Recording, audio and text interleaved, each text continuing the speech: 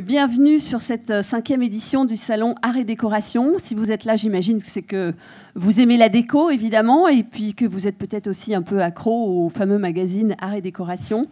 Et ben, c'est l'équipe du magazine qui a mis sur point toutes ces conférences que l'on retrouve donc 2 fois par jour à 12h et 15h pendant toute la durée du salon. Cette conférence s'appelle « Les couleurs ». C'est un vaste sujet, les couleurs, dont nous allons discuter avec nos experts. Alors, je vais vous les présenter. On va commencer par Céline. Céline Beauclos, vous êtes architecte DPLG. Oui, bonjour, je suis Céline Beauclos, architecte DPLG. J'ai une agence à Paris, dans le 18e, à Montmartre. Et l'agence est composée d'architectes et d'architectes d'intérieur.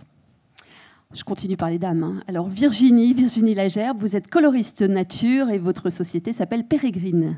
Oui, bonjour à tous. J'ai créé donc Pérégrine, qui est un atelier de teinture végétale. Mon métier, en fait, c'est d'identifier les sources colorantes qui sont cachées dans les jardins et de révéler l'identité couleur d'un lieu pour faire ensuite rentrer ces gammes de couleurs naturelles dans la décoration intérieure. Vous nous raconterez. Hein. Philippe Model, qui Bonjour. est créateur et aussi coloriste pour Ressources. Oui, en fait, je m'exprime dans la couleur depuis assez longtemps et de plein de manières différentes, dans la mode et dans la décoration, que ce soit des gammes complètes pour différentes maisons et effectivement Ressources pour la peinture murale, et puis aussi des tissus, des papiers peints, et puis maintenant l'expression dans mon propre mobilier qui est multicolore et qui permet de se faire pas mal de voyages colorés. Et puis nous avons Tony Lemal qui est décorateur d'intérieur. Exactement, à Paris depuis 15 ans déjà, donc le temps passe vite. Voilà, et bien écoutez, nous avons réuni des experts pour parler de la couleur. Alors la couleur, est-ce qu'on en a chez nous? Bah oui, ça commence, mais peut-être pas tant que ça. 3 Français sur 4 ont au moins une pièce blanche chez eux, si ce n'est plus. Bah, le blanc, au moins, on est sûr de ne pas se tromper, hein, de ne pas faire d'erreur. Mais vivre dans un monde sans couleur, quand même, hein, ça ne serait pas génial. Regardez, on porte tous de la couleur, il y a toujours une touche de couleur quelque part. Donc les couleurs, on a envie d'en mettre chez soi. Et le problème, c'est qu'on se dit, aïe, je ne sais pas comment les associer, je ne sais pas lesquels choisir, est-ce que je ne vais pas me lasser, voilà. Il y a plein de choses. Et puis surtout, est-ce que je ne vais pas me tromper? Parce que les couleurs véhiculent des messages. Par exemple, le rouge, c'est une couleur qui excite. Donc si vous mettez du rouge dans votre salle à manger, les dîners seront peut-être un petit peu plus animés. Et si vous mettez du rouge dans la chambre de votre ado, eh ben, il se couchera encore plus tard que d'habitude. Donc c'est vrai qu'il y a un langage des couleurs à respecter qu'on va essayer de découvrir tous ensemble. Première question très large, mais qu'on est nombreux à se poser ici, c'est comment on choisit ces couleurs? Virginie?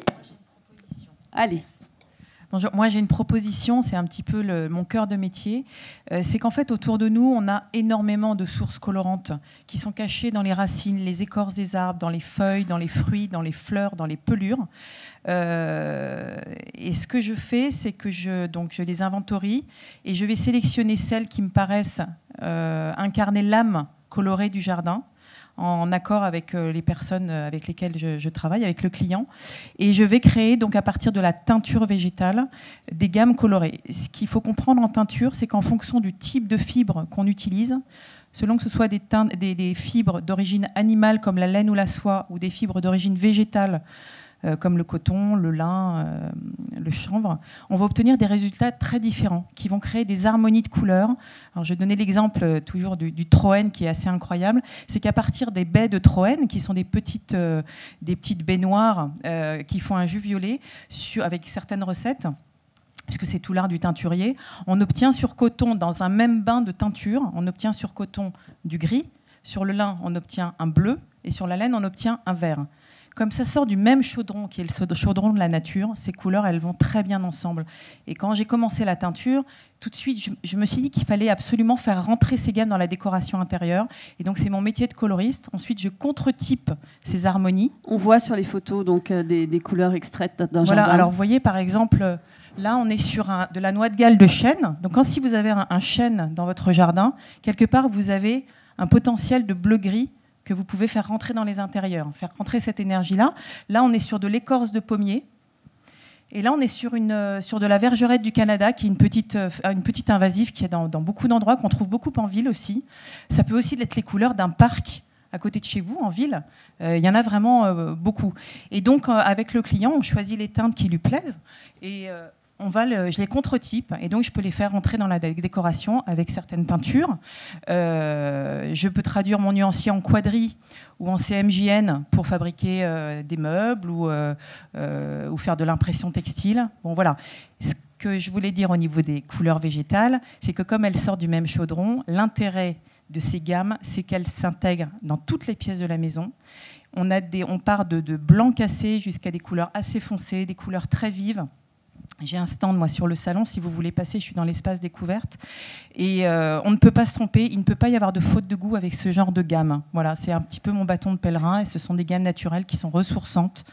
Et qui sont très belles, très élégantes et intemporelles. Et oui, et pour résumer, comment choisir ces couleurs ? Eh bien donc vous venez, vous choisissez des plantes dans le jardin et vous faites à partir de là l'identité couleur de la maison des propriétaires du jardin. Et si vous n'avez pas de jardin, évidemment, on peut s'inspirer des jardins à côté ou de jardins d'exception. Un parc, sur des terrasses, ne serait-ce que sur une terrasse, il peut y avoir des plantes colorantes. Il y a des tout petits jardins qui ont plein de couleurs cachées.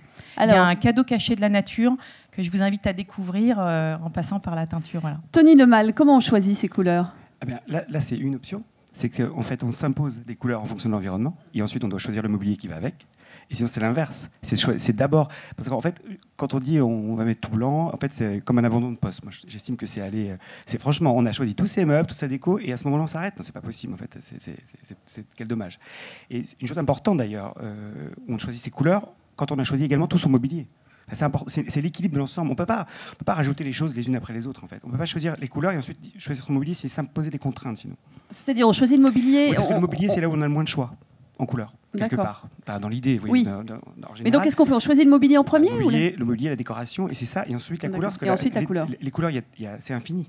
Donc la nuance, et justement dans la nature on l'a aussi, la nuance elle est magnifique parce qu'on peut varier toutes les couleurs. Et si on a déjà un mobilier, ben évidemment on s'inspire de ce mobilier-là pour choisir sa couleur. Exactement. Voilà, on voit ce qui va avec ce mobilier. Céline, quelque chose sur comment choisir ses couleurs ? Oui, alors moi la couleur je choisis plutôt par rapport à l'espace, c'est par rapport à l'espace qu'on veut mettre en avant, c'est-à-dire que dans une pièce ou dans la configuration de 2 cloisons ou je sais pas une porte ou une fenêtre ou un pan de mur avec une fenêtre, c'est comme ça qu'on va choisir. Enfin moi en tout cas c'est comme ça que la couleur m'inspire et qu'elle vient. Après la couleur en elle-même, ça vient de l'inspiration globale de l'ensemble, mais en tout cas l'espace et le volume pour moi c'est quelque chose de très important et qui va m'inspirer une couleur. Philippe Model, comment on choisit ces couleurs ? Il y a beaucoup de facteurs. J'ai fait des ouvrages là-dessus, mais pour résumer rapidement, il y a 2 facteurs principaux. C'est se connaître soi-même, on le fait pour soi, et puis on le fait aussi par rapport à l'endroit. Et l'endroit, il a des choses à dire par rapport à son historique, ses racines, et puis il y a des considérations de où ça se passe en ville, au rez-de-chaussée, au premier étage, lumière, est, ouest, nord et sud. Donc tout à l'heure, on donnait l'exemple du blanc qui, on va dire que c'est une couleur, même si on veut dire que ce n'est pas une couleur parce qu'il peut être teinté. Une même couleur peut être idéale dans un endroit et complètement ratée dans un autre du fait de l'exposition. Donc l'exemple du blanc, si vous le mettez dans un endroit qui est déjà plutôt lumineux, ensoleillé et grand, il va avoir un facteur agrandissant, embellissant et agréable. Si il peut faire l'effet inverse pour une petite pièce au nord, il va être le choix le pire que vous puissiez faire parce que lui sera triste. Alors après, je continue, il y a plein de choses à dire. Pour le choix, quand vous avez le problème de choix par rapport à vos envies, il y a un truc qui est facile, c'est qu'en général, on sait très bien ce qu'on n'aime pas, plus que ce qu'on aime. Donc déjà, on jette tout ce qu'on n'aime pas. Et puis après, il y a plein de considérations. Moi, je fonctionne plutôt d'une manière théâtrale, voire opératique, c'est-à-dire pour créer des émotions, une promenade dans un univers qui est éventuellement truqué, agrandi. Donc il y a une histoire de perspective. Si on veut agrandir un espace et donner l'intérêt à la 2e, voire la 3e pièce, quand on arrive, c'est finalement celle-là qu'on traite avec des couleurs plus fortes, une tendance d'utiliser les couleurs les plus vives et les plus fortes dans les pièces petites et éclairées artificiellement parce que plus sombres. une tendance à éclairer les pièces. Alors peut-être le micro beaucoup plus près pour qu'on entende mieux. Ouais.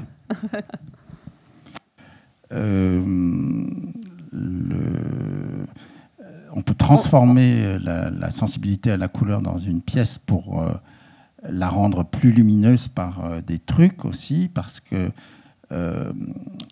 d'une part, vous ne voyez pas la même couleur dans une même pièce suivant les 4 murs, tant est qu'il y en ait 4. D'autre part, vous n'êtes pas du tout obligé de faire les 4 murs de la même couleur, parce que vous pouvez avoir plus d'impact scénographique en ne peignant qu'un seul des 4 murs ou en peignant les 4 de couleurs assez proches, mais qui vont justement... Un ton différent.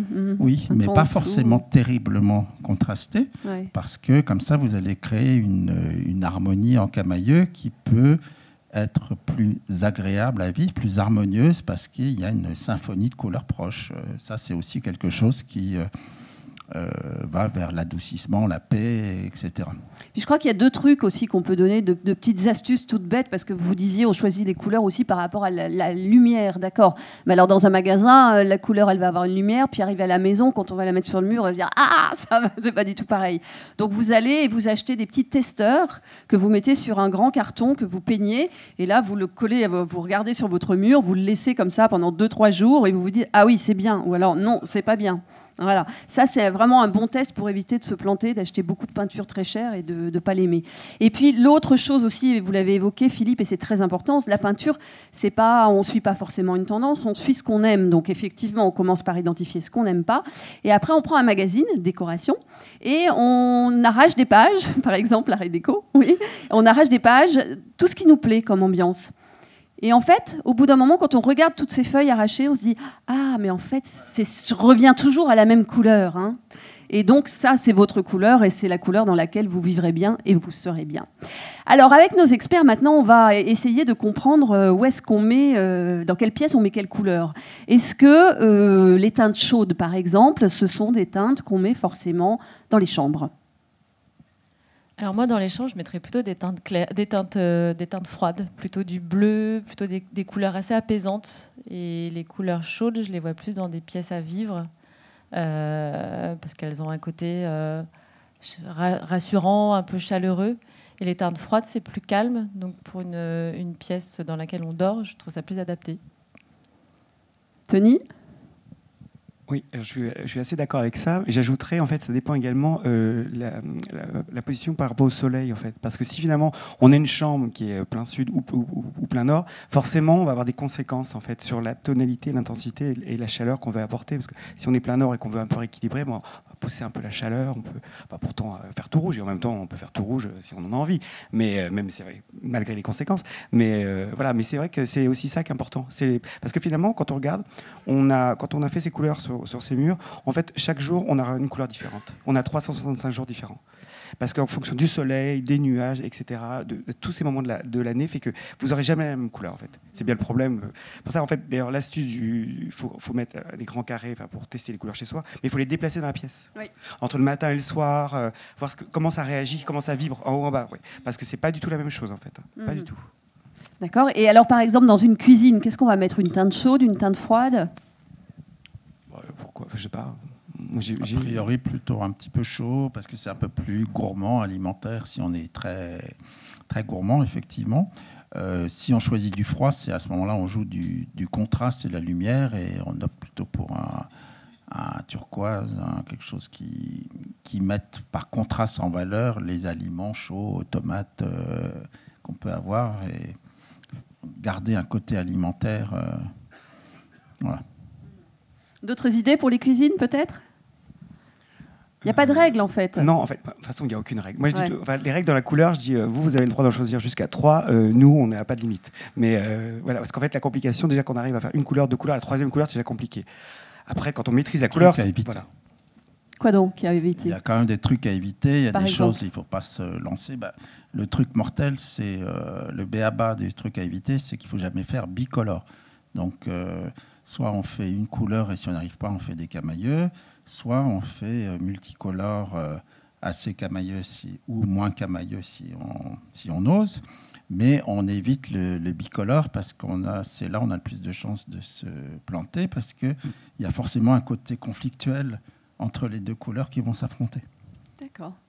Oui, non, je voulais ajouter aussi que dans une cuisine, ce qu'il y a d'important, c'est les matériaux, parce qu'il y a la couleur, mais il y a aussi les matériaux. Donc soit on met en avant la couleur et on a des matériaux très calmes, et on peut avoir une cuisine verte, on peut avoir une cuisine bleue, une cuisine rose, ou bien on joue sur le matériau qui est très très présent et on a une couleur beaucoup plus douce. Voilà, c'est important aussi. Parlons un peu des couleurs tendances maintenant. On a tous envie de vert, de bleu. Qu'est-ce qui se passe ? C'est bien les couleurs tendances, il faut les suivre. Je sais pas, oui, il y a une couleur tendance, mais moi, par exemple, j'aime bien le terracotta. Qui est très à la mode en ce moment. Et on met beaucoup de vert foncé, de vert très foncé dans nos projets, et de bleu marine, bleu marine très foncé. Ce sont les nouveaux noirs, dit Tony. Oui, parce qu'on a eu besoin du noir à un moment donné pour équilibrer des couleurs très vives qu'on a connues pendant longtemps. Et là, on est sorti de ça. En fait, on a dit qu'il faut temporiser. Finalement. Et donc, bleu marine et vert foncé temporisent finalement, font une transition vers sûrement d'autres couleurs bientôt. Le jaune qui va faire un grand retour, à mon avis. Le jaune va revenir ? Le jaune, c'est obligé. Si le bleu marine est là, le jaune va arriver. C'est oui, parce que ça va bien ensemble. C'est comme ça. Virginie ? Oui, la maison, c'est quand même un espace très intime et je pense qu'il faut absolument se faire plaisir. C'est pour ça que moi, je me méfie énormément des tendances parce que c'est finalement assez grégaire. Or, la maison, c'est tellement personnel. Et du coup, moi, encore une fois, je ferai totalement confiance aux couleurs de mon jardin puisque je les aurais choisies en amont. Si, effectivement, ne pas prendre des couleurs qu'on n'aime pas. Si on ne veut pas d'orange, on ne prend pas une teinte orange. Mais si on va vers des gammes, des teintes qu'on aime, après, ça va se décliner. Mais faites-vous confiance. Il faut tester. Et justement, ce que vous disiez avec les testeurs, c'est vraiment très, très bien parce que ça permet d'essayer, de ne pas prendre de risques. Et quand bien même, le monde de la déco intérieure, il est quand même... on peut très facilement rattraper une erreur. Changer sa peinture. Ce qui compte, c'est la préparation. Donc après, si l'enduit est parfait, on peut repeindre et repeindre. Enfin, c'est un espace de jeu qui est sans limite et je crois qu'il faut se faire plaisir. Voilà, moi, ce que je voulais dire par rapport aux tendances. Ce qu'on nous a appris en décoration aussi, c'est de peindre un seul mur. Alors, ok, mais lequel ? De mettre en couleur un seul mur ? Oui, pardon, mettre en couleur. Quand je dis peindre en couleur, un seul mur. Ça peut être un côté, ça peut être une alcôve, et à ce moment-là, c'est un moyen d'expression. C'est pas forcément non plus une peinture, c'est un papier peint, c'est un tissu tendu. Et ce qu'il y a de sympa, c'est que ça permet de jouer et de changer. On parle d'une décoration qui n'est pas statique, et maintenant, comme c'est tellement facile de peindre avec ces peintures agréables à poser, on peut se créer ses propres modes ou tendances et les changer, ce qui est la fête. Mais alors, est-ce que c'est plutôt le mur sur lequel il y a la fenêtre ? Si c'est le mur où il y a la fenêtre, ça enferme. Non, il a dit non. Non, mais ça enferme. C'est que Okay. Si la vue est dégueulasse, je peins le mur de couleur, comme ça je vois moins dehors. Vous voyez, ça arrête le regard, si j'ai envie de dire. Mais si la vue est superbe, je vais peindre un autre mur en face parce qu'il va récupérer la lumière. Parce que le mur qu'on peint, si c'est le mur de la fenêtre, il n'y aura jamais de lumière naturelle dessus. En fait, il y a un autre truc, par rapport aux fenêtres et à l'éclairage, grosso modo. Le mur où il y a la fenêtre, par définition, il est à contre-jour. Donc, si on est dans un endroit très, très, très fortement éclairé et qu'on veut éventuellement apaiser et lui donner une lumière plus nordique, on peut s'amuser à avoir un contre-jour apaisé en étant très clair côté fenêtre et foncé côté face à la fenêtre. Mais chez nous, je conseillerais toujours d'avoir le mur de la fenêtre foncé pour que la vue soit mise en valeur. Et c'est ce qui est dehors qu'on voit, c'est pas le mur de la fenêtre. Et le mur qui est face à la fenêtre. Le mur de la fenêtre clair. Non, le mur de la fenêtre doit être foncé. Ah, c'est pas le contraire de ce que disait Tony ? Après, ce qui m'intéresse dans le mur à fenêtre, c'est ce qu'il y a dehors. C'est pas l'encadrement de la fenêtre. Non, mais si la couleur est très présente, on va la voir beaucoup, donc ça arrête le regard plus vite, donc on voit moins dehors. Enfin, après, on ne voit pas la couleur qui est côté fenêtre, parce qu'elle est contre-jour. Plus elle est foncée, plus on voit l'extérieur. Donc ça se discute. Ouais. Donc il faut essayer. Ça dépend aussi des endroits, on est bien d'accord. Des endroits, de la lumière du soleil, on a l'impression toujours même. C'est le lieu qui décide. C'est pas nous, c'est le lieu qui décide. Expliquez-nous un petit peu comment on peut agrandir, rétrécir une pièce avec de la couleur. Comment on s'y prend? Qu'est-ce qu'on fait? Il y a plein de méthodes. Aussi, ça dépend, je disais tout à l'heure, de l'éclairage. Si on est au rez-de-chaussée, dans un truc sombre, ça va être très difficile d'agrandir. Si c'est très petit, on fait une couleur qui fait une boîte et on reste dans le petit et le sombre et on éclaire artificiellement. Alors, et boîte, ça veut dire tout peindre. Ouais. Et c'est plutôt une atmosphère où on se sent bien et on a tendance à accumuler du mobilier. Si on a une pièce neutre qu'on veut agrandir, on passe plutôt à des coloris clairs. Si on veut éloigner les murs, il faut mieux passer à quelque chose de foncé dans une pièce profonde et l'enfoncer parce que on fait du foncé au fond et du clair devant. Céline, donnez-nous des exemples, vous, de couleurs qui ont eu une fonction sur la pièce, qui a allongé une pièce. Ou, voilà, on dit que quand on a un long couloir, par exemple, c'est bien de peindre le fond en sombre. Oui, alors un long couloir, c'est bien de peindre le fond, mais si le couloir est long, c'est bien aussi de rythmer le couloir et puis de faire des effets verticaux pour lui donner du rythme sur les murs. Après, on peut jouer aussi avec le sol. Alors, on peint le sol aussi, hein, on peint le parquet. Après, ce qu'on peut faire également, c'est peindre, ne pas peindre jusqu'au plafond, peindre au tiers de la pièce, enfin de la cloison, et laisser une autre partie, en fait, laisser le plafond redescendre. Ça va élancer la pièce. Ça, c'est une bonne idée quand on a une pièce basse de plafond. Voilà, ouais, ça l'élance. Après, oui. Oui, il y a la question des plaintes, effectivement. Là, on voit une photo, par exemple, où les plaintes sont blanches. Oui, alors aujourd'hui, il y a une grosse tendance qui est de peindre la plainte de la même couleur que le mur quand on a une couleur. Ça agrandit. Ça agrandit forcément, ça donne de la verticalité. C'est les mêmes histoires que je peins un peu moins haut, là je peins plus bas. Enfin, ouais, je donne de la hauteur, en fait, tout simplement. Ou les corniches, si on rajoute des corniches, y a tout un on les peint de la couleur des murs et jamais de la couleur du plafond. Et tout le monde fait l'erreur. Ah oui? Ah bah oui, c'est vrai. Les corniches, c'est le mur. Et si la peinture continue, ça vous relève optiquement de 20 à 30 cm et on se sent mieux. Et le plafond doit réduire. Et si on fait la corniche blanche comme un plafond blanc, bah hop, le plafond descend automatiquement après, c'est bas de plafond. Mais ça va réduire la taille de la pièce visuellement. Comment? Ça va réduire la taille de la pièce visuellement. Oui, ça rehausse. Mais alors ça réduit la taille de la pièce visuellement, mais ça la rehausse. Ouais. C'est un choix. Mais on respire mieux. Parce que c'est haut. Un plus de hauteur. C'est important la hauteur. C'est vrai que c'est important. On n'évoque pas le sujet, c'est vrai que c'est la couleur, mais c'est l'éclairage est fondamental dans la taille de la pièce. C'est pour ça qu'on dit toujours il y a les couleurs, mais l'éclairage est fondamental parce qu'on peut faire une très jolie couleur et tout rater avec son éclairage. Les intensités lumineuses, la chaleur des ampoules, etc., ça peut tout foutre en l'air.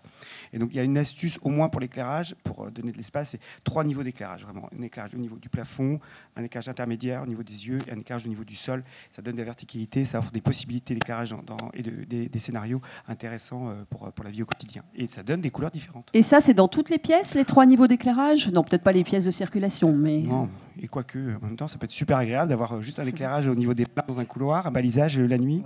Vous voyez, c'est vrai. Voilà, tout est possible. Mais comme on dit, c'est possible, mais c'est plus cher. C'est toujours le problème, hein. On y revient. Après, ce qui est joli, ce qu'on a vu dans la photo, c'est de peindre les plinthes et les encadrements de porte et faire comme un ruban, en fait, une sorte de fil conducteur de couleur qui passe de la plainte à l'encadrement de la porte et puis retour à la plainte. Ça, c'est assez joli. Et ça rythme aussi un couloir. Ben justement, pour revenir sur la problématique couloir, est-ce que c'est un endroit qu'il faut faire plutôt sombre, où il faut se lâcher sur la couleur à cet endroit-là parce que c'est un endroit de circulation? Qu'est-ce que vous conseillez pour un couloir? En fait, ça dépend de la taille du couloir. Alors, c'est soit un couloir ou alors une entrée. À Paris, dans les immeubles haussmanniens, les entrées sont très, très grandes. Alors, on ne sait pas quoi en faire, bien souvent. Donc, nous, je sais qu'on a tendance à les peindre de couleurs très foncées. et trouver des astuces alors avec les luminaires pour faire ressortir la couleur. Et ça donne un charme à cette entrée dont on ne sait pas quoi faire, à part mettre le meuble de la grand-mère. Mais du coup, voilà, ça la met en valeur. Et oui, j'adore cette astuce de l'entrée très foncée. Et ça permet que quand on rentre chez soi, ça marque un arrêt. C'est la rupture avec l'extérieur. Oui. C'est très important en ce moment, ces quelques secondes où je suis chez moi. Voilà, chez moi, c'est une entrée, c'est comme un sas d'épuration. J'arrive et tout de suite je suis bien. Et voilà. Et après, je redémarre. Parce qu'on arrive vite. Et la couleur foncée, elle va nous arrêter. Donc, on va ralentir le pas. Pour repartir. Donc, l'entrée plutôt dans une couleur forte, une couleur foncée. Si c'est par là que vient la lumière naturelle pour éclairer le reste de l'appartement, non, on va éviter, forcément. Parce qu'on ne sait jamais. Voilà. Mais c'est assez rare. Voilà. Il y a une autre tendance dont on entend pas mal parler aussi, il faut oser, c'est peindre les plafonds. Si on peint l'entrée, on peint l'entrée. Toute l'entrée. On fait une boîte. Et on fait une boîte. C'est encore donc plus la fort. porte, les plinthes, le plafond. Et ça, c'est beaucoup plus fort. Beaucoup plus fort. Ça crée vraiment ce sas. Oui, Céline ? Oui, on voit. Enfin, moi, j'aime bien faire ça, être monochrome, c'est-à-dire un moment qui est très important dans un aménagement intérieur, c'est d'être monochrome. C'est-à-dire que là, on marque vraiment l'endroit et ça devient quelque chose de très cosy et très, très intime, je trouve. Alors, est-ce qu'on fait ça dans les couloirs? Est-ce que, par exemple, on peut faire ça aussi dans une salle de bain, des pièces comme ça qui ne sont pas très grandes? Oui. Enfin, nous, on a fait une sorte de petit boudoir, par exemple, dans un salon. C'est juste un tout petit coin du salon qui devient un boudoir parce que c'est monochrome et c'est sombre. Donc, un coin du salon, les murs peints d'une couleur et le plafond aussi. Oui, alors ce petit boudoir est un peu décroché du salon, donc on a marqué ce décrochement et justement, on l'a mis en avant en le mettant une couleur très sombre, mais monochrome, c'est-à-dire plafond, plinthe, mur, porte. La salle de bain est un sujet particulier parce que c'est une zone technique. Et que si je vous fais une salle de bain foncée, vous allez vous marrer pour vous maquiller. Ça va être difficile de se maquiller? Oui. Ou alors il faut suréclairer derrière. Enfin, on ne s'y retrouve pas, vous voyez, on tourne en rond. Et franchement, le matin, suréclairer, pas bien sûr. Vous voyez, quand vous vous levez, pas bien sûr. Donc vous voyez, c'est tout ça qu'il faut penser. Ça peut être super joli, mais si la salle de bain est immense, forcément, on peut se faire plaisir. Alors il faut un super éclairage. Il y a un sujet intéressant, je trouve, avec la partie végétale, c'est que la salle de bain, il peut y avoir un vrai sujet sur toute la partie végétale. Enfin, ça peut être super intéressant à traiter, avec même des plantes, avec un endroit un peu pour soi, quoi. D'en faire un endroit apaisant, dans lequel on fait un peu entrer la nature, exactement. En fait. Mais sauf qu'il y a une couleur qu'on pourrait peut-être interdire, c'est le vert dans la salle de bain qui donne très mauvaise mine. Alors oui. Virginie, pas d'accord? Ça dépend quel verre. Ça dépend quel verre. Tiens, Philippe, voilà. Ça dépend quel verre, et puis ça dépend de la lumière, encore une fois. Si on a une lumière chaude, au contraire, ça peut être très très beau. Donc pour moi, la lumière est très importante au départ. Est-ce qu'on aime être dans une lumière froide ou est-ce qu'on aime une lumière plus chaude? Et à partir de là, à mon avis, si on prend la chose pas dans ce sens-là, on se plante du début à la fin. Complètement. Il faut partir déjà, qu'est-ce qu'on aime comme lumière puisque les résultats sont tellement différents d'un éclairage à l'autre. Moi, je ne suis pas du tout adepte des plafonds colorés, je le dis. Ah oui? Ouais, pas du tout. Pourquoi? Parce que je trouve que c'est bien d'avoir un étalon du blanc. Déjà, on a besoin de lumière. Et ce n'est pas du tout écologique parce qu'il faut encore plus éclairer. Il faut apporter encore plus d'éclairage. Et moi, je suis un peu dans ma logique écolo. Aujourd'hui, c'est fini avec la LED, on est tranquille. Avec la LED? Avec la LED, on n'a plus de limite. Ouais, alors pour le coup, on revient sur des couleurs froides. Non, on a toutes les variantes possibles. On est tranquille. Mais c'est vrai qu'en couleur, moi j'ai des clients qui m'ont demandé, qui voulaient un appartement froid. Donc le blanc optique, d'éclairage froid. Et effectivement, c'était très réussi dans le côté. C'était ultra design froid, mais c'est ce qu'ils voulaient. C'est posé. Oui, parce que même les couleurs, on a mis beaucoup de couleurs. Hein. Mais quand on a mis un rose, il était très froid. On a mis des bleus très froids. Il est très froid. Bon, et au final, c'était très réussi. J'y vivrais pas forcément, mais c'était très réussi. Ça a marché. Oui, il ne faut jamais perdre de vue qu'il faut faire quelque chose dans lequel on est bien, qui nous corresponde. Il y a eu quelques appartements où ça m'est arrivé à la fin, je dis j'habiterais bien ici en fait. Là quand même, j'habiterais bien ici. Je pensais aussi à une idée, parce que j'ai discuté hier avec des personnes qui vivent dans des appartements avec des espaces qui sont quand même un peu limités. Le papier peint, ça peut aussi, si on a un coup de cœur pour un papier peint, ça peut être le fil conducteur pour décliner les couleurs. Ensuite... ça peut aider, ça peut guider pour choisir une couleur claire, une couleur un peu plus foncée. Alors comment on fait? On s'inspire d'une des couleurs du papier peint? Oui, on va rechercher. Alors après, voilà, c'est un certain type de décoration. On va être dans des choses assez douces, assez reposantes. Et encore, ça dépend oui. encore je du repense papier à peint. Oui, cette des cliente en papiers peints question. noirs. On a mis du papier peint dans la salle de bain, justement, Ouais. qui était argenté et blanc et rose, donc à redonner point de départ. Donc au final, il n'y a pas de limite. Au final, Ouais, oui, ouais. Elle est partie du papier peint pour ça. Bon. En fait, mais c'est un bon point de départ. En fait, c'est important le coup de cœur, c'est important le point de départ, et après, c'est le fil conducteur. Mhm. C'est ça. Ça va vous Il faut- donner il faut plein aussi, d'idées, voilà. en fait. C'est l'astuce du magazine, je découpe les papiers. C'est pareil. Oui, c'est pareil. Mais ça peut être Je aussi flash sur un papier peint euh, et du coup, je m'inspire de Ça ce peut que je être vois dans un le papier peint. tableau. Moi, on a fait des décors d'appartements à partir d'un tableau. Ou alors, quand on est dans un restaurant ou dans un lieu dans lequel on se sent bien, Mhm. hop, on prend la photo. Si on a un nuancier sur soi, c'est encore mieux parce que alors là, Ouais, ça, c'est peut-être on pas ramène évident. la couleur. On ramène son décorateur. Ça peut arriver, ça aussi. Venez, on va déjeuner là, parce que c'est ça que je voudrais. Ouais. Ah, d'accord. Mais voilà, ça peut être très très simple. C'est une démarche assez. On va s'écouter. parler. Oui, pardon. Non, je dis qu'il faut laisser ses sens parler en fait. Ouais, hein. Voilà. évidemment. On va parler un peu technique quand même. Quel type de peinture choisir d'une manière générale pour les murs, qu'est-ce qu'on doit choisir comme peinture? À quoi on doit être attentif quand on achète une peinture? Alors Virginie va nous dire à ce qu'il n'y ait pas trop de polluants, de COV, composants On est en organiques pleine volatiles. mutation. On a plus que des peintures à l'eau, je crois maintenant, enfin quasiment. Ouais, De mais toute les façon, peintures à ça y est, l'eau, on est dans un une cycle peinture- écologique qui est Mais les une peintures lame à de l'eau- fond, et c'est Ouais. parti. Quoi. Les peintures à l'eau sont pleines de pétrole. Encore, parce qu'elles sont pas prêtes. Elles sont pas encore prêtes en fait. Elles sont Et pas- voilà. Alors heureusement Ça va que c'est à venir, l'eau un jour, parce hein. que la glycéro c'est fini depuis longtemps. Mhm. Donc c'est la moindre des choses. Les peintures Moi, évidemment, écologiques, je vais aller sur des peintures écologiques, biosourcées au maximum. Moi, forcément, je vais aller sur une source végétale. Donc, il y a de plus en plus de peintures qui sont avec des huiles végétales.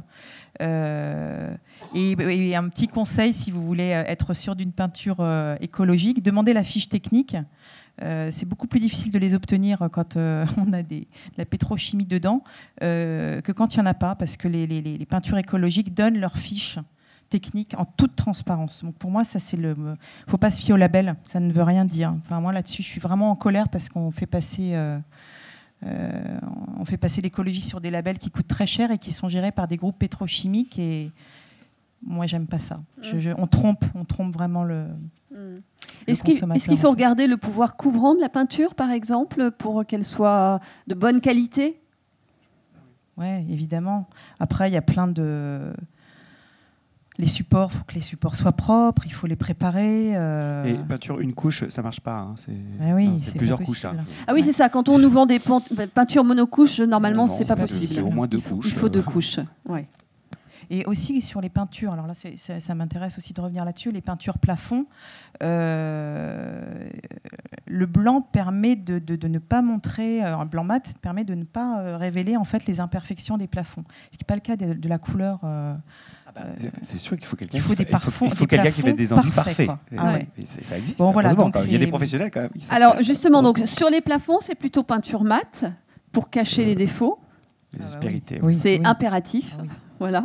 Et sur les murs, On alors peut faire une qu'est-ce qu'on laque au plafond, mais c'est plus compliqué. Ah oui, c'est long. plus compliqué. Ouais. Qu'est-ce qu'on met sur les murs alors? Qu'est-ce qu'on choisit? Parce que si on met du mat sur les murs, j'imagine qu'il faut qu'il soit Il y a lessivables. des maths maintenant qui sont. Oui, il y a beaucoup de mat ou des veloutés qui sont bien Des veloutés. lessivables.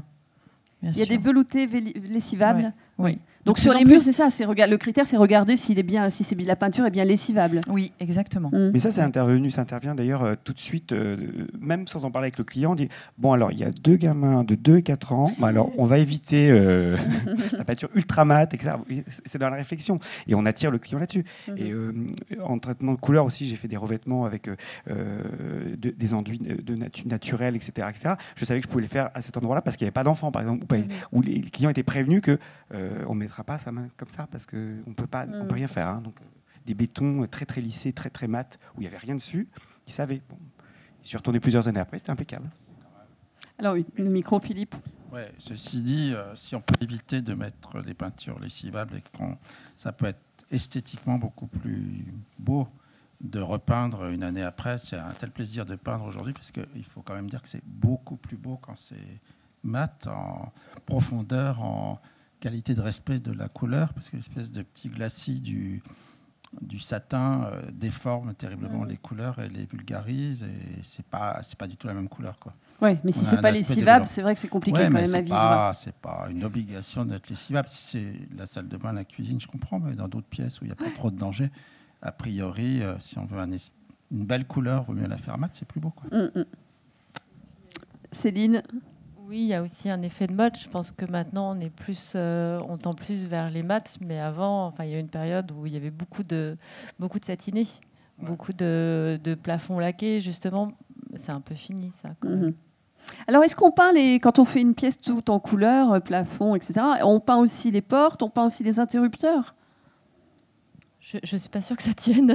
Non? Parce que hier, on a eu une conférence couleur où on nous disait si, peignez les interrupteurs. Ça dépend de la peinture. Il faut Ouais, mettre une bonne Ça, peinture. Une bonne surcouche d'accroche, alors Ouais, peut-être. oui, peut-être. Mais Ouais. je pense qu'il faut le refaire de temps en temps. Philippe, vous l'avez jamais fait, ça, de peindre les Je interrupteurs? fais toujours. Ah bah voilà, je, c'est ça. je ne peins pas jamais je les peins toujours. Ça Vous les peignez toujours? Oui. Et ça marche. J'ai jamais fait. Moi, j'aime bien rechanger tout le temps, donc ça n'a pas le temps de s'user, hein, c'est ça. C'est vrai que quand vous allez chez Philippe, il y a toujours des surprises. Déjà, il n'y a pas 2, 3 couleurs par pièce. Il y en a combien? Une centaine, c'est ça. Et c'est assez impressionnant et ça change souvent, c'est vrai. Donc le noir, on l'utilise toujours en peinture? Alors, je ne sais pas si c'est le noir, c'est peut-être plus le gris. Marron foncé, gris entre charbon. L'encre. Ouais, noir clair. L'encre, le violet, l'ultraviolet presque noir. Oui, l'ultraviolet presque noir. Comment on l'utilise alors? Est-ce que par exemple, il va pouvoir sublimer un vieil escalier qui va être moche parce que le bois n'était pas beau à la base ou... Ça, c'est une bonne idée de repeindre un escalier. C'est très bien. Développé. Avec la rampe, on peint tout. Ouais, les deux, non. L'escalier, c'est un jeu parce qu'on a les contre-marches. Donc, on peut exprimer la couleur dans l'endroit pas du tout attendu, dans l'épaisseur du limon seulement, et avoir tout votre foncé, sauf le limon qui est un peu plus orangé ou vibrant, ou je sais pas quoi. Enfin, c'est un jeu. Mettre un escalier noir, donc avec le limon orange, par exemple. Par exemple. Ça peut être une idée. Amusez-vous, Ou les contre-marches de chaque couleur, d'une couleur différente, c'est sympa aussi quand on monte. Mais il faut peut-être rappeler une des règles quand même quand on fait un escalier comme ça, en noir par exemple, il faut quand même que ça s'accorde avec le rez-de-chaussée et le palier du premier étage aussi. Mais ça peut changer en cours de route. C'est un fil conducteur. Ça peut être aussi développé, dégradé. Vous pouvez arriver en clair et être parti en foncé ou vice-versa. À l'escalier, il peut changer? Bah oui. D'accord, là c'est plus audacieux. Je ne sais pas si on va se lancer, hein. Ou alors on va faire appel à un décorateur. Oui, ça risque d'être un peu plus compliqué. Le noir, comment on peut l'utiliser sinon? Alors moi, j'ai mis dans un gris très très foncé, donc un noir clair, dans une chambre. Ah bah tenez, on a des photos là. Ah oui, ça c'est Béatrice. Oser le noir. Ouais, et sinon, ce qui est intéressant avec le noir aussi, c'est qu'il peut souligner quand on fait sur un mur 2 couleurs, par exemple. On peut arrêter les couleurs avec un champ plat noir qui fait comme un liseré et qui fait comme un fil conducteur. Ça marche assez bien. Je l'ai utilisé dans les appartements sur le sol. Ouais, on a teinté le sol quasiment noir. Alors teinter, c'est-à-dire peindre le parquet en noir ou teinter de l'huile? Oui, vraiment, on l'a teinté. D'accord, là c'est de l'huile qui pénètre le... Et ensuite on a fait une vitrification par-dessus. Et ça c'est très très joli. C'est super joli. Et c'est d'autant plus joli si ça baigne de lumière. Parce que, ou alors sinon c'est une autre atmosphère, c'est pas grave. Si on est en rez-de-chaussée, oui, c'est un autre style. Sur courette, c'est autre chose. Mais non, mais ça marche, c'est super beau. D'ailleurs, ça donne du volume. Ah ouais. Parce que les autres couleurs réagissent et voilà. On a l'impression qu'on est sur la terre, vraiment on est comme en contact avec la nature en fait, presque. Ah, revoilà la nature. Oui, c'est vrai, avec ce noir, on n'en est jamais loin. C'est comme la terre presque. Oui, et puis c'est vrai ce que vous disiez tout à l'heure aussi, il suffit de mettre une plante verte et là le noir du coup il est juste sublimé de manière incroyable. Vous avez fait des beaux chantiers aussi tout bleus, Céline, il me semble, avec pas mal de bleu foncé. J'aime bien la couleur foncée, oui. Non, mais j'ai fait une chambre, c'est ce que je disais, une chambre toute noire, enfin gris très foncé. Les meubles, on a laqué les meubles en gris très très foncé. De la même couleur que le mur? De la même couleur que le mur. Oui. On a fait une estrade aussi de la même couleur. Et c'est vrai que souvent, moi, je prends le linge de maison du Monde Sauvage de Béatrice avec des couleurs, donc avec une couette un peu jaune. Ça ressort tout de suite, quoi. C'est très très beau, très joli. Et on est bien dans une ambiance sombre comme ça, dans une chambre. Ah, moi, je trouve ça apaisant. Je Ouais. trouve ça assez agréable, ouais. Ça me fait pas peur. Ah, ça peut être une bonne piste à suivre. Moi, ma chambre à coucher, elle est quasiment noire partout, sauf la tête de lit qui, elle, est vert chartreuse. Ah oui. On a mis un vert couleur froide dans une chambre et en fait j'ai dû rééquilibrer avec les suspensions qui elles sont dorées à l'intérieur, donc la lumière est toute dorée et ça vibre en fait. Donc c'est une vraie chambre de garçon mais très foncée et pourtant on est au nord mais on s'en fout, on est dans une chambre en fait. Et avec voilà, cette tête de lit vert chartreuse, c'est sublime. En fait. Ouais, ça doit aller très bien. Énormément. Et on a l'impression que le noir en déco aujourd'hui, c'est un peu comme la petite robe noire dans la mode. Hein. C'est la petite touche chic à ajouter. Ah, c'est plus chic que le blanc, ça c'est sûr. Ouais. Ouais. Non, que tout blanc, je plaisante, mais il y a des choses très blanches. Mais le blanc, en fait, quand on les met de la couleur, c'est là que le blanc devient une couleur. Et on l'utilise, on la valorise finalement. C'est-à-dire que... Une fois qu'on a commencé à mettre des couleurs, on voit le blanc. Enfin, il vient soutenir finalement la couleur. D'ailleurs, parfois, il est là pour. D'ailleurs, parfois, le blanc, on va être un peu coquin, on va pas forcément mettre un blanc parce qu'on va vouloir apaiser une couleur.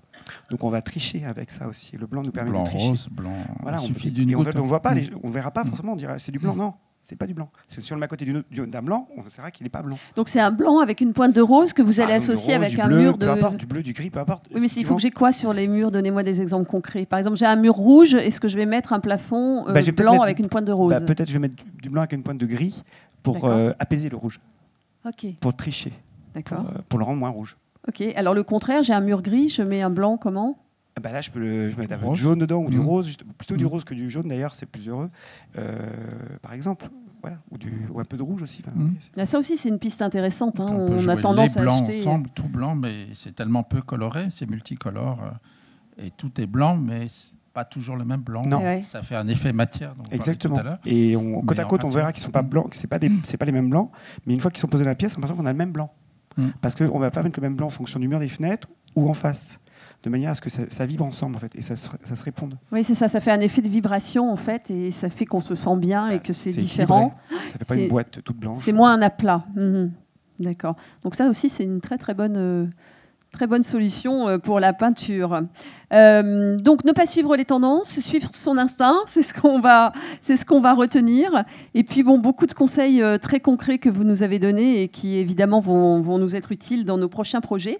Et maintenant, on vous propose un jeu de questions-réponses. Profitez-en, ils sont là. Donc si vous vous dites, tiens, dans ma chambre, elle est comme ci, elle est comme ça, je ne sais pas quel mur repeindre, eh bien c'est le moment ou jamais de leur poser la question. On va faire passer un petit micro. Dites-nous, levez la main si vous avez une question, un projet, couleur sur lequel on peut vous aider. Alors, c'est toujours dur la première personne qui se lance. Ah, super.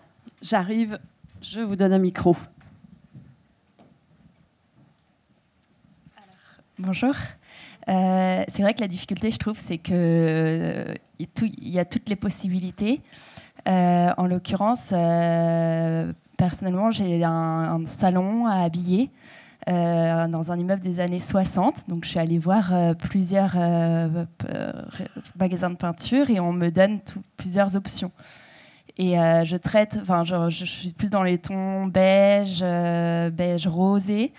Et c'est surtout ce plafond où un coup sur deux, on me dit de le peindre et un coup sur deux, on me dit de ne pas le peindre. Il faut le peindre parce qu'il n'y a pas de moulure, donc il n'est pas intéressant, donc il faut qu'il s'efface. Il ne faut pas le peindre parce qu'il faut qu'il y ait de la lumière sur une pièce qui est assez grande, de 40 mètres carrés. Donc, je ne sais pas. Donc, au secours. Ouais. Il faut pas, c'est pas tant comme ça que c'est vous, vos envies, vos besoins. Apparemment, vous avez besoin d'avoir un petit cocon chez vous. Oui, c'est vrai que si je choisis le beige, c'est vrai que je peux dire j'aime le beige et j'aime le côté si serein du beige, ouais. mais le blanc va casser la sérénité, je sais pas. Non, alors encore une fois, ouais. Oui, moi c'est vrai que ouais. Et la lumière il y a est super importante. Ouais. La hauteur, déjà, première question. C'est quelle hauteur sous plafond? 2,70 m. Mais il ne faut pas s'effrayer et faire une fixette sur le blanc, parce qu'effectivement, le blanc, il y a des blancs épouvantablement laids, parce qu'ils sont très synthétiques, très froids. Mais on parlait tout à l'heure du blanc qui a été juste un petit peu déformé. Et en l'occurrence, ça pourrait être un blanc légèrement beige, qui accompagne vos envies de beige, et qui serait du coup chaud, paisible, doux. qui répondrait aux deux questions, vous envoie la sérénité, de la lumière aussi.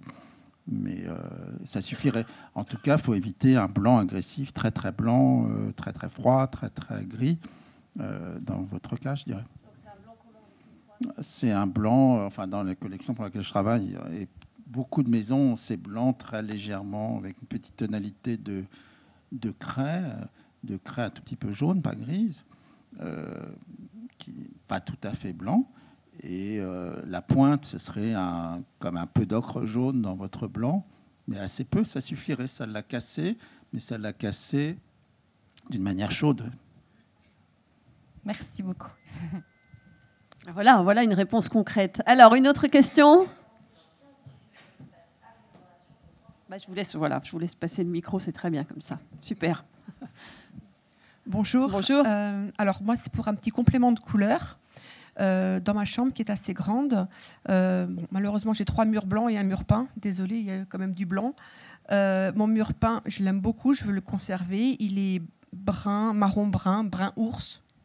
Et par contre, j'ai un petit pan de mur au-dessus d'une cheminée. C'est une maison des années 1900 en pierre dans un petit village du Vexin.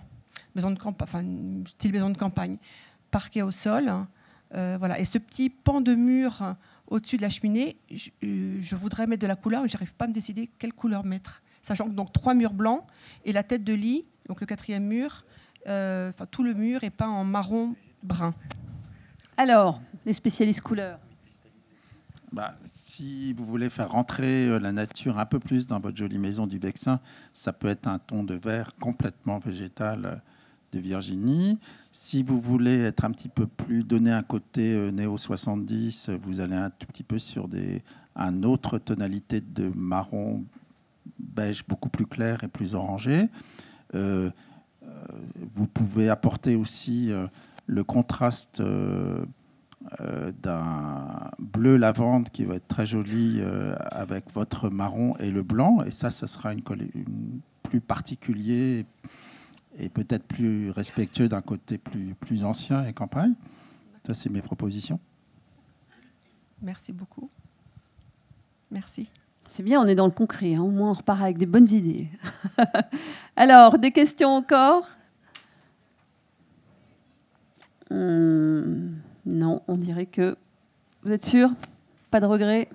Ah, si, il y en a. Vous en profitez, vous avez raison. Madame Boclot, je voyais votre photo, la photo de votre réalisation noire avec cette estrade. C'était pas couleur, mais pourquoi cette estrade? Qu'est-ce que vous avez...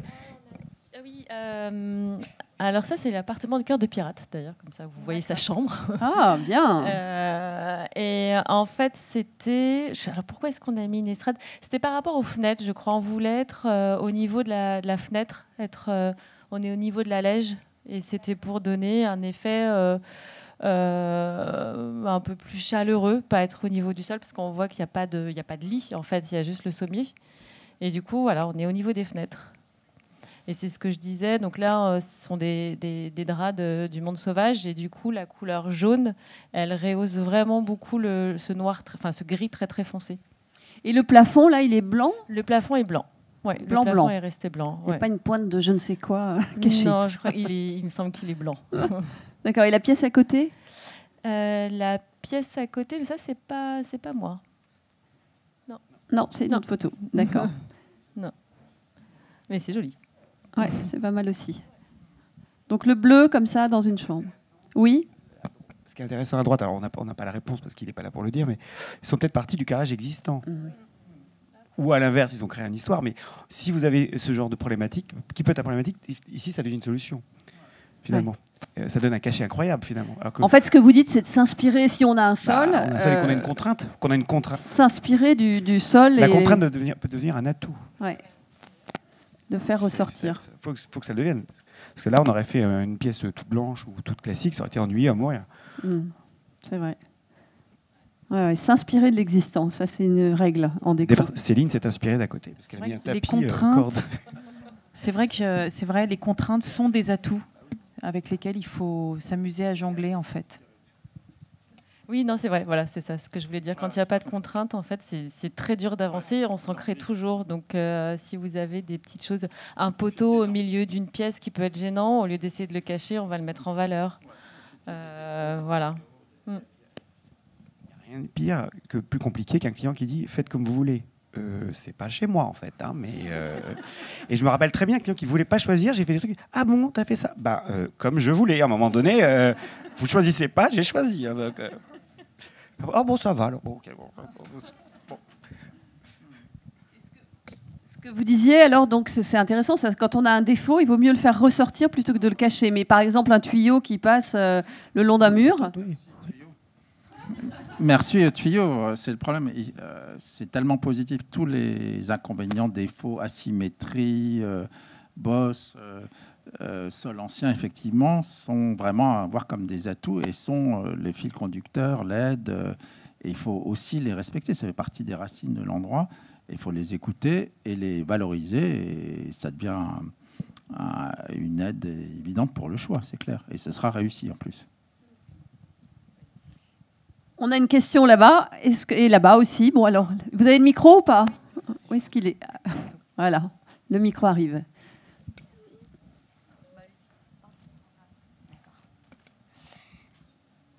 Alors, moi j'ai une petite question par rapport à mon couloir. J'ai un couloir qui fait 4 mètres de long et qui est très étroit, qui fait 1 mètre de largeur en fait. Je compte faire un soubassement dans ce couloir et en fait j'hésite entre soit peindre le mur en blanc et le soubassement très coloré ou l'inverse. Et je voudrais savoir qu'est-ce qui se fait de manière générale si on veut rester dans une déco un peu classique. Comment est le sol? Il sera en pointe de Hongrie, parquet. Voilà. Et le soubassement, vous le faites en couleur ou vous le faites en matière? En matière, il va être fait en plâtre. Ah d'accord, vous voulez en classique haussmannien? Oui, très classique haussmannien. Ah, okay. Donc, moi, ces couleurs-là, en comme fait... mon appartement, en l'occurrence, c'est mon voilà, entrée. exactement. C'est à droite, le bleu. Exactement. Mais donc, pour moi, c'est pas... Oui, ça, je sais pas. Et donc là, alors... Et le couloir, c'est un peu celui-là. Ouais. Et le couloir, c'est un peu celui-là. Mais un peu plus large, je pense, celui-là. Bon, oui. Non, je sais pas. Il y a un fauteuil, oui, donc il y a des chances que ce soit plus large. Il y a un fauteuil, gros fauteuil. 1 mètre sur 4. Bah, en fait, Pour rester vraiment... moi, je tricherais un peu déjà sur les fameuses... le soubassement, je le ferais un petit peu plus haut que la normale, en fait. Ouais. Je pense. Je ferais pas... Je ferais classique haussmannien, mais revisité, un peu plus haut. Donc, normalement, c'est 80 ou 1 mètre, je sais plus. Ou comme Céline le disait tout à l'heure, c'était bien les 2 tiers, 1 tiers, ou 3 tiers, 1 quart, ça irait parfaitement dans ce cas de figure. Hein.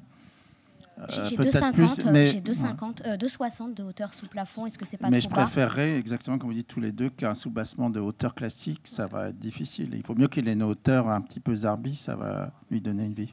Ouais. Et puis oui, et puis moi je pense qu'il faudrait mettre des appliques aussi, c'est-à-dire jouer avec la lumière et créer de temps en temps, rythmer des suspensions, des appliques, un peu comme un décor de cinéma, quoi. Alors, quand vous dites 2 tiers, 1 tiers, mais c'est-à-dire qu'on mettrait la couleur en bas et on l'arrête aux 3 quarts, c'est ça votre idée? C'est plutôt ça, ou la couleur en haut et... Ouais. Après, vous pouvez mettre du papier peint aussi, faire un soubassement et puis mettre un papier peint au-dessus. Chez une cliente, bon, 14 mètres le couloir, oui. Donc, Oula. En fait, j'ai fait le Shining. On a mis un papier peint extrêmement psychédélique. La gamine, pour aller se coucher, elle était au bout, elle courait parce qu'elle avait peur dans le couloir. Ah non, c'est horrible. Parce qu'on avait mis un néon rouge tout là-haut, tout le long. Mais la mère était ravie, comme ça, elle restait bien dans sa chambre. Après, est-ce qu'on peut pas profiter d'un long couloir comme ça pour mettre soit des petites étagères carrées ou des longues filantes pour disposer des photos, par exemple? Vous savez, c'est... Non, mais très étroites, ces petites bandes très étroites sur lesquelles on pose des tableaux. Quoi. Mais à ce moment-là, il faut mettre le miroir de l'autre côté, du côté des portes, ou l'un et l'autre. Soit vous mettez plein de petites bibliothèques, appliques, photos à touche-touche, enfin très jolies, sur le mur des portes, si je me réfère à la photo avec l'orange, et le miroir en face, ou le contraire. Et là, ça fait un peu le couloir cabinet de curiosité. Hein, c'est pas mal aussi comme esprit. Céline, une autre idée? Oui. Ah, dis donc, ce couloir, il est... J'aime bien les couloirs. En fait, vous pouvez aussi jouer à la verticale, c'est-à-dire qu'au lieu d'avoir un sous-bassement, vous pouvez jouer, ça j'avais fait ça aussi dans une opération, c'est avoir un miroir. En fait, vous jouez avec un miroir et quelque chose en face, peut-être un papier peint ou une couleur, et en fait, le miroir, il renvoie ce qui est en face, et du coup, ça rythme vraiment le couloir. Et vous pouvez aussi le casser. Il y a encore des trucs, c'est-à-dire un morceau de miroir où il est sur les murs de gauche, après en face, c'est le contraire, après, puisque vous avez les 4 mètres, et ça va vous faire un labyrinthe, mais l'espace est complètement déformé, c'est scénographique. Et je trouve que c'est bien parce que vous êtes venu avec une question, somme toute, assez simple. C'est je mets la couleur en bas ou en haut. Et vous repartez avec 10 propositions. Donc, ça va être encore plus compliqué. Merci. C'est pas mal. Alors, si vous pouvez passer le micro à la personne suivante. Bonjour. Bonjour. Alors, moi, j'ai un sol, pour une cuisine, j'ai un sol en tomates. La cuisine fait à peu près 3 mètres de large sur 6 mètres de long. 5, 6, enfin bon bref. Et actuellement, j'ai des meubles de cuisine qui sont un peu d'un bleu lavande et un mur qui est un peu jaune délavé. Je voudrais changer tout ça, bon, sauf la tomate, parce que je suis en location. Donc, qu'est-ce que je pourrais mettre comme couleur sur les meubles et sur les murs ? Déjà, de garder la tomate, c'est un très bon choix. Parce qu'à partir du moment où on a un matériau, on a la chance d'avoir un matériau naturel dans un espace d'habitation, là, c'est un atout énorme. Et alors, je reviens moi sur sur les couleurs naturelles. Les couleurs naturelles, elles adorent les matériaux naturels. Donc là, tout. Là, j'étais en couleur un peu Provence, quoi. Ça faisait du jaune, ocre, bleu. Allez, oui. Mais j'aimerais bien changer là, donc. Pardon ? Vous êtes vraiment en Provence ou pas du tout ? Ah non, je suis à Paris. Oui, alors la Provence, c'est en Provence. Et donc à Paris, on fait plutôt... on va éviter non, mais la je Provence. vous dis, ça fait un peu ton Provence. Mais des couleurs végétales, ça serait très bien, je pense. Ça se marie bien avec la tomate. Faut qu'il y ait un peu de jaune dans vos couleurs, je pense. Ou des couleurs, un vert, un vert olive, ça peut être très joli avec de la tomate. Mais moi, c'est vrai que je suis d'accord, dans une cuisine, il faut avoir plutôt des teintes chaudes pour rester dans un univers gourmand. Un jaune moutarde aussi, c'est très beau. Ouais. D'accord. Alors à ce moment-là, plutôt mettre les couleurs jaunes sur le mur et le vert olive sur les placards. Oui, ou alors vous pouvez peut-être, marquer une couleur, mettre une seule couleur, et peut-être que vos placards peuvent être en bois, par exemple, plutôt que de partir sur une couleur. Ah, vous voulez les peindre ? Oui, je voulais les repeindre. Mais ça veut dire là que vous lui conseillez de mettre et le jaune et le vert ? Non, c'est l'une ou l'autre. C'est l'une ou l'autre. Et vous avez envie de faire 2 murs différents, c'est ça, 2 couleurs différentes dans votre cuisine ? J'en aurais bien peint un, en tout cas, sur les 3, parce que l'autre, c'est une fenêtre complète. Donc, j'aurais voulu peindre un mur peut-être en couleur un peu foncée, les autres en couleur plus claire. Mais ce qui me gêne beaucoup, c'est la couleur des meubles, parce que ma cuisine est quand même étroite. Donc, les meubles sont quelle couleur ? Ils sont face à face. Pour l'instant, ils sont bleus lavande. Ah oui, il faut repeindre les meubles, là. Petite idée, j'aurais tendance à utiliser les coloris vert chaud végétaux, mais d'en utiliser effectivement 2, voire 3, puisque vous avez toute la place pour ça, les 3 mètres sur 6, il y a la place.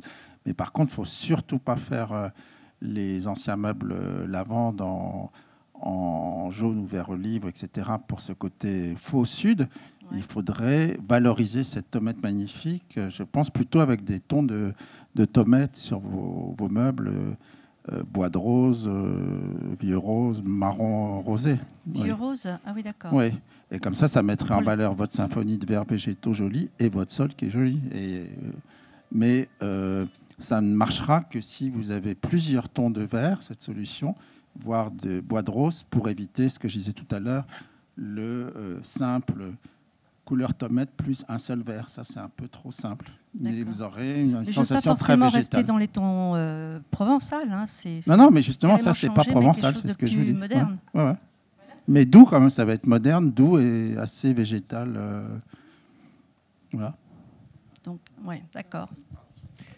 En version plus contemporaine, vous pouvez peindre vos meubles en bleu marine également. Vous voyez, ça pourrait être très beau et très chic avec la tomate. Ça va la valoriser. Les meubles en bleu marine, oui. Et les murs aussi, d'ailleurs, un peu, oui. Non, je vois. Ou non, en pas vert. tout, non. En vert, ouais. Végétal, oui, du Un végétal. verre végétal. Bon, voilà, une dernière question. Ok, merci. Oh là, il y en a plein maintenant. Allez. Alors, le micro, vous le faites passer devant peut-être à monsieur. Voilà, merci beaucoup. Oui, bonjour. Nous sommes en train de rénover une villa néo-basque de 1938. Il y a un hall d'entrée donc très, très sombre. Au sol, c'est de la mosaïque de l'époque, avec sur les côtés du lambris, donc un bois qui a été verni, qui est devenu très très sombre. Au plafond, là aussi, donc du bois qui est devenu très avec des poutres apparentes, qui est devenu très sombre, et par un escalier très massif. C'est le style bornéo-basque. Et nous aimerions donc éclairer tout cela, parce que la porte fermée, eh bien, le hall d'entrée n'est pas très lumineux, et cet escalier donc prend trop de place. Alors, est-ce qu'il faut peindre les contre-marches uniquement? Est-ce que la rambarde, la boule du premier pilier de l'escalier, donc aussi est très grosse? Enfin voilà, on aimerait donc apporter un peu de lumière et un peu de couleur à tout cela. Merci. Oui, bonjour. Je pense qu'il y aura beaucoup de possibilités, mais la première question, je crois qu'on sera tous d'accord, c'est de penser à l'éclairage avant tout. C'est votre premier problème, c'est l'éclairage. Et Tony nous expliquait les 3 hauteurs d'éclairage. Là, c'est la base. Après, ça va aller mieux et vous pourrez décider d'être ultra basque en adoptant des rouges basques, ou d'être beaucoup plus contemporain, très contrasté, très blanc et brun foncé, bleu et brun. Il y a plein de solutions, mais avant tout l'éclairage. Non ?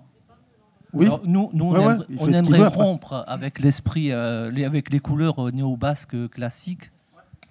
Et on voudrait donner une touche de contemporain à l'ensemble aussi. Et peindre le lambris, non? Parce que ce que je comprends, c'est que vous avez du lambris sur les murs. Il y a du lambris donc jusqu'à 1,20 m, donc, ah oui, d'accord. Voilà, qui ceinture le hall d'entrée.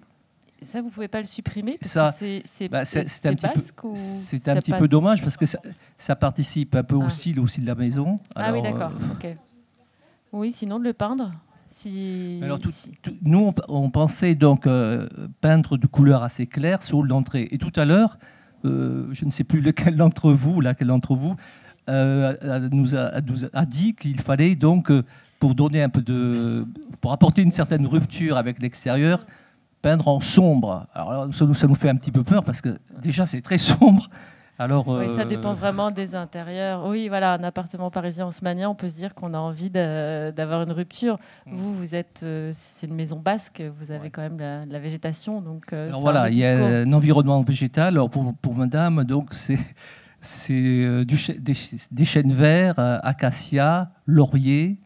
Et un tilleul. On a l'impression que le souci principal de l'entrée, en fait, c'est ce bois, cette présence du bois sur les murs, sur le plafond et sur l'escalier. Donc, est-ce qu'il ne faudrait pas éclaircir tout ça et puis mettre une belle couleur sur les murs, mais que le soubassement soit clair, comme le plafond et comme l'escalier? Et le sol est comment? Excusez-moi, c'est de la mosaïque. C'est la mosaïque, oui. C'est de la sabler, décaper le bois éventuellement pour l'éclaircir au maximum, et partir sur complètement autre route. Bien éclairé. La mosaïque est de quelle la mosaïque, il y a des petits carreaux noirs, gris, moutarde. C'est sombre.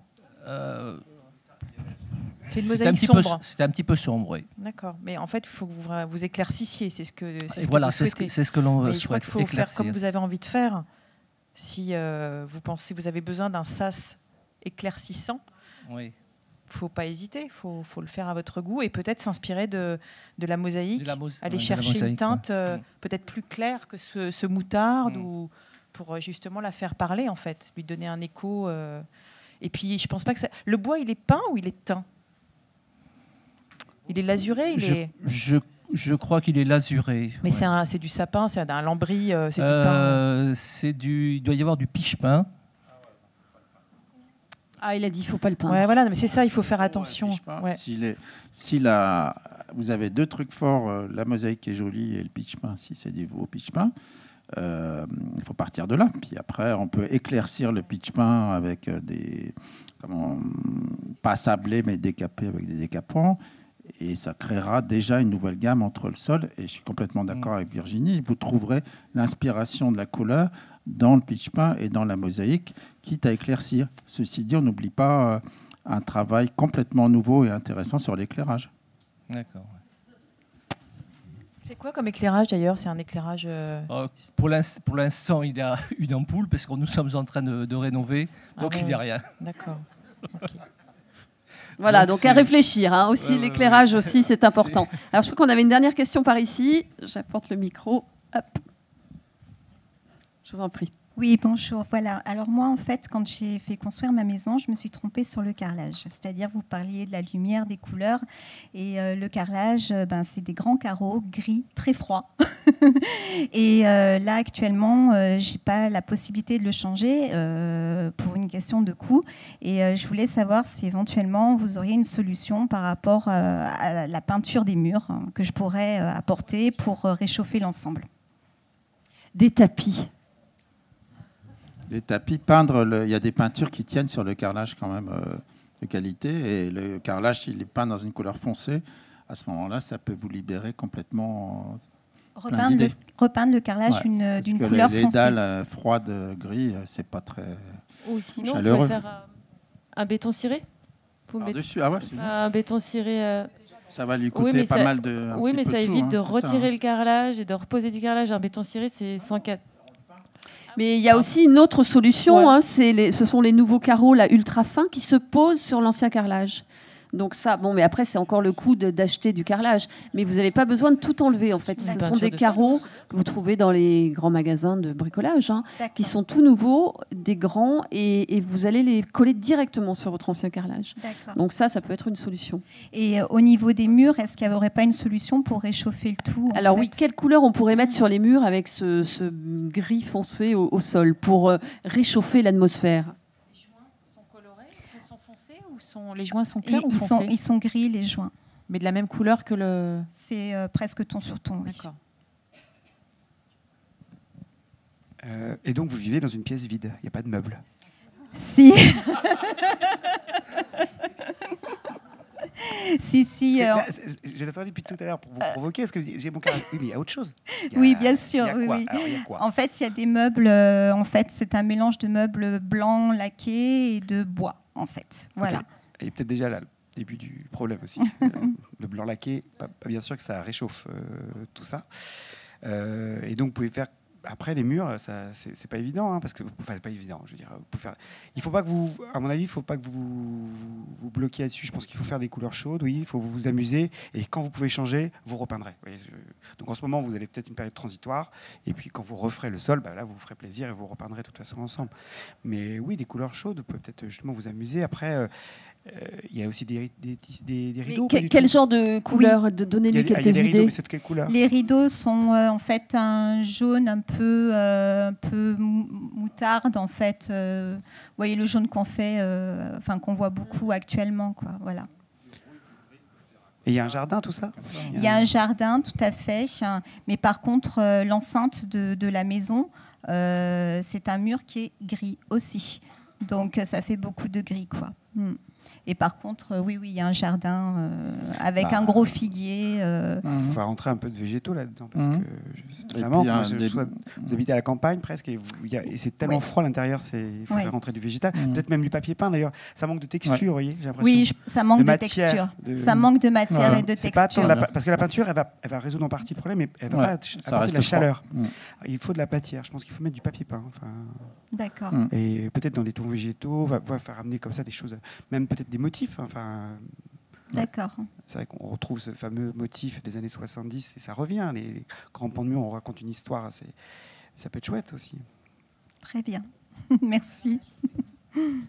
Voilà, merci à tous pour votre écoute. Merci à nos 4 experts pour nous avoir appris plein de choses sur la couleur.